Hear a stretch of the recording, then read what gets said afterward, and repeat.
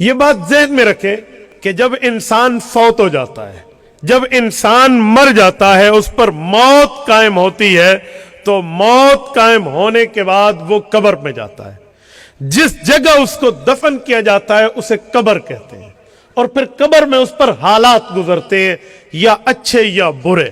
اب ذرا سمجھیے، زندہ ہے، پھر وفات پائی ہے، پھر جس جگہ گیا ہے وہ قبر ہے، پھر جو حالات اور وقت اور کیفیات گزری ہیں اس کا نام برزخ کا زمانہ۔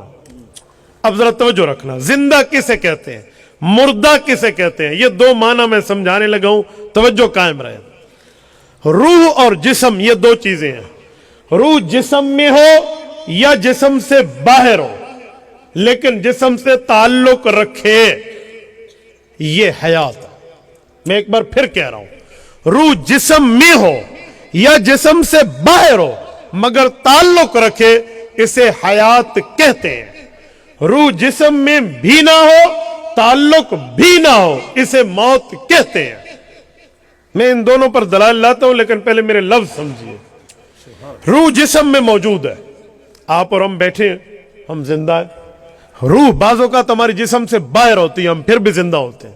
سورۃ زمر آیت نمبر 42، رب کریم نے اس لمحے کا یوں ذکر فرمایا، اللہ یتوفی الانفس حین موتها واللتی لم تمت فی منامها فیمسک التی قضى علیها الموت فیرسل الاخرى الى اجل مسمى ان فی ذلک لآیات لقوم یتفکرون۔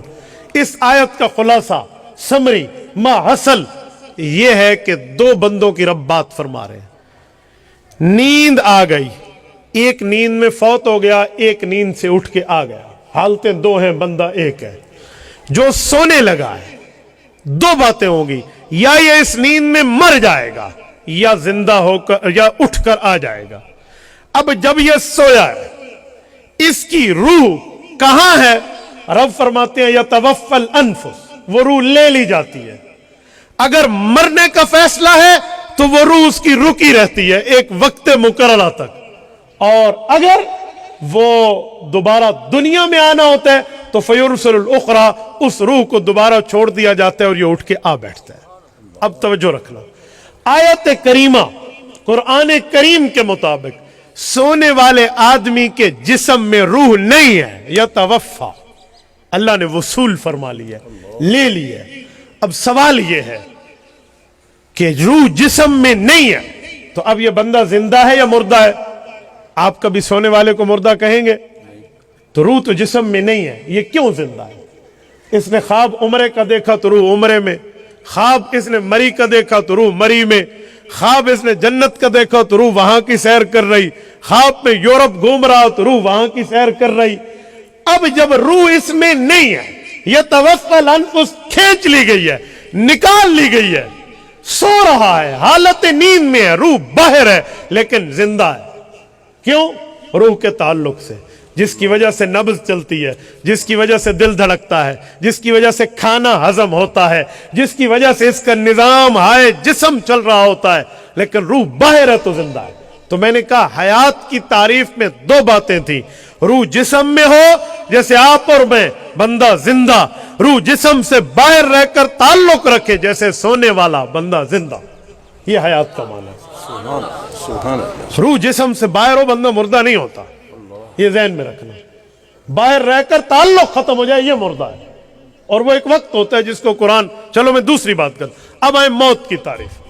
موت کیا ہے؟ یقین مانیے میں حیران ہو جاتا ہوں بعض اوقات کہ یہ جو ہمارے مخالفین ہیں نا، یہ انہیں موت کی تعریف کرتے ہوئے موت پڑتی ہے، یہ موت کی تعریف کرے تو پھنس جائیں۔ اب سنیں، موت کا معنی ہے روح جسم سے غیر متعلق ہو جائے، روح جسم میں نہ ہو اور تعلق بھی نہ ہو، یہ موت ہے۔